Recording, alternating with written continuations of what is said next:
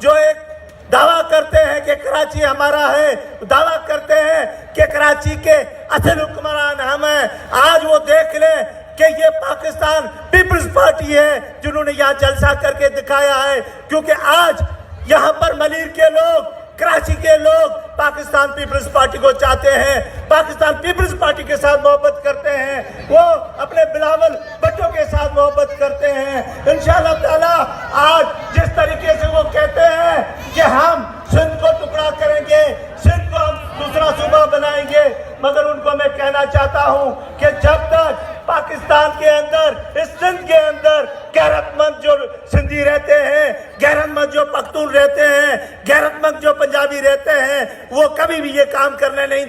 دیں گے۔ یہ آپ لوگوں کا خواب ہی رہ جائے گا۔ یہ تو آپ سندھ کو توڑنے کی سازش کرتے ہو، سندھ کو توڑنے کی بات کرتے ہو، مگر آپ خود 4 حصوں میں تقسیم ہو چکے ہو،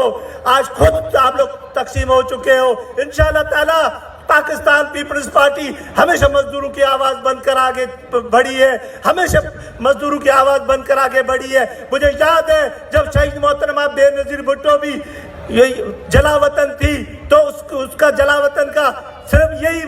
قصور تھا کہ اس نے مزدوروں کو روزگار دیا، سوئی گیس کے اندر روزگار دیا، اسٹیل مل کے اندر روزگار دیا، بیکنگ سیکٹر کے اندر روزگار دیا، ان کو نواز شریف نے روزگار سے نکالا۔ مگر شہید محترمہ بے نظیر بھٹو نے وعدہ کیا کہ میں پھر اقتدار میں آ کر دوبارہ ان کو سب کو بحال کروں گی، اور شہید محترمہ بے نظیر بھٹو خود تو شہید ہو گئی، مگر 2008 میں جب گورنمنٹ بنی، ہمارے گیلانی صاحب وزیر اعظم بنے تو اس نے مختلف اداروں میں دوبارہ ریسٹور کیا سب کو۔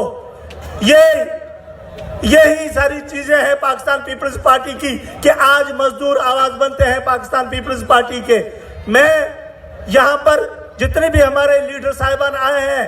ہمارے یہاں چیئرمین صاحب بھی آ رہے ہیں، تو انشاءاللہ تعالیٰ وہ آپ لوگوں سے خطاب کریں گے۔ انشاءاللہ میں